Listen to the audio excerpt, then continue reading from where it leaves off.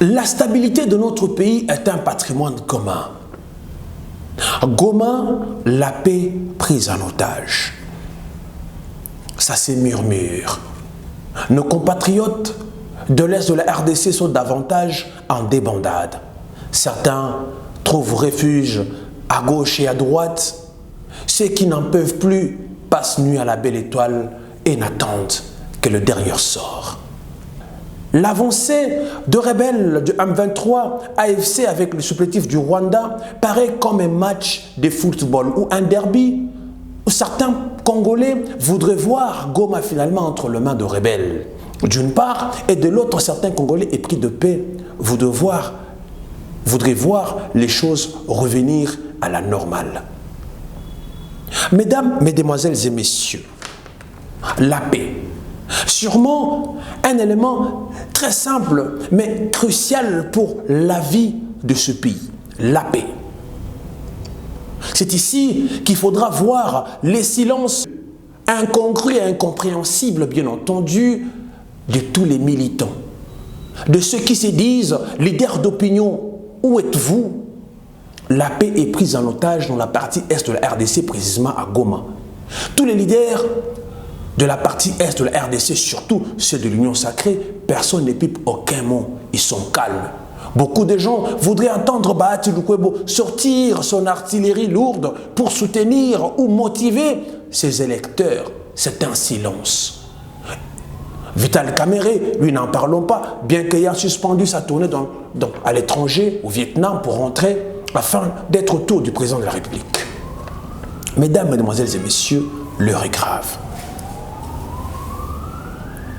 Probablement, la paix, les politiciens de notre pays sûrement ont joué avec la paix.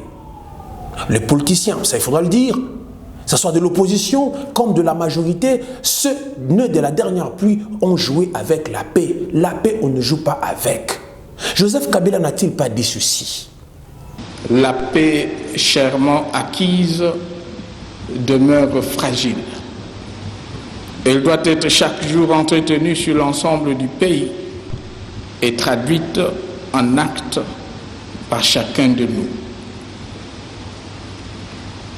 Faute de quoi, elle pourrait à tout moment être sévèrement, voire durablement remise en cause. La paix est prise en otage dans la partie est de la RDC. Il est certes vrai que Corneille Nangaa, ancien président de la Commission électorale nationale indépendante, ait finalement décidé avec ses troupes à en découdre avec le pouvoir de Kinshasa. À tout prix, mordicus, il voudrait en découdre avec le pouvoir de Kinshasa. M'appuyant sur la sagesse du sénateur à vie, Joseph Kabila Kabange, alors président de la République, n'a-t-il pas dit ceci devant la classe politique congolaise? Aucun différend, aucun agenda politique ne saurait donc justifier la violence, moins encore de pertes en vies humaines. Miser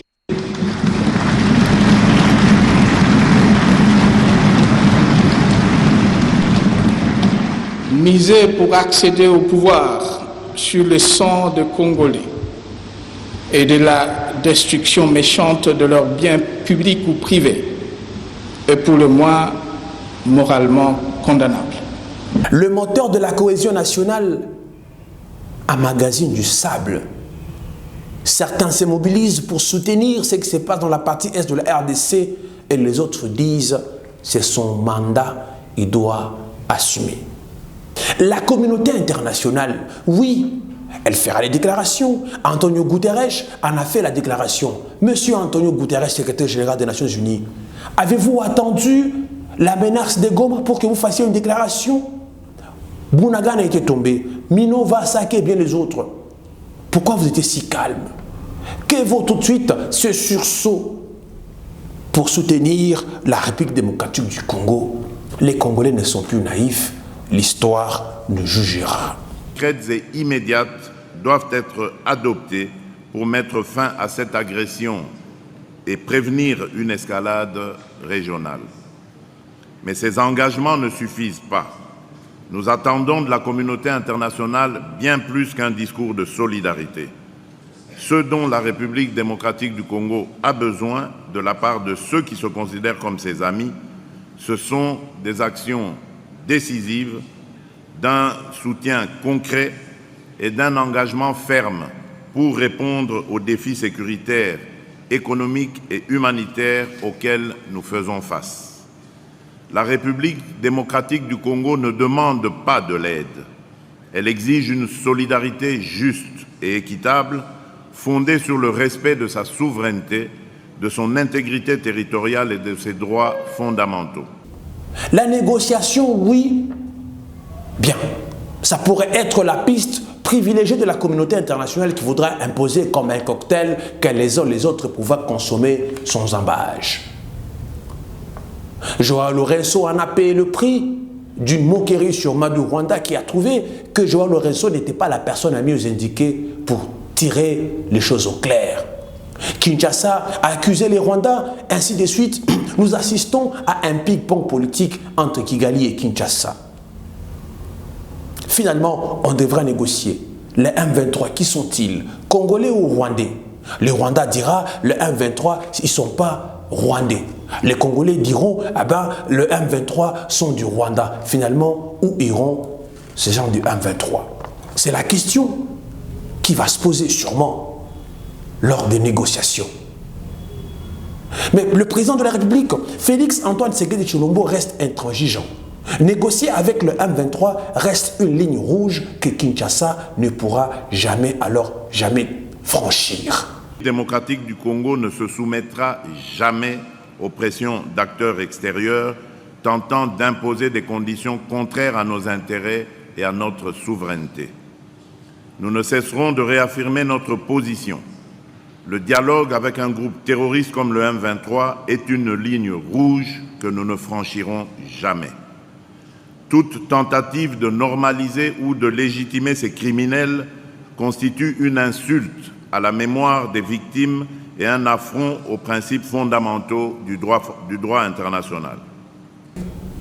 Fallait-il la menace des Goma pour infléchir Kinshasa à négocier avec le M23? Sûrement, lorsqu'il faudra négocier avec le M23, ça sera sûrement avec l'AFC. AFC avec Corneille Nangaa à la tête. Quel serait l'agenda de Corneille Nangaa? Que va-t-il brandir comme son agenda? D'autant plus que Kinshasa, ou la justice congolaise, a condamné Corneille Nangaa pour trahison. Avec sûrement, il est prévu la vente aux enchères de ses biens par le ministre de la Justice, en fait par la justice congolaise. Mesdames, Mesdemoiselles et Messieurs, au regard de tout, nous sommes tous Congolais. Ce qui préoccupe dans la partie est de la RDC nous préoccupe aussi aujourd'hui. La paix se gagne, la paix se protège, la paix s'entretient.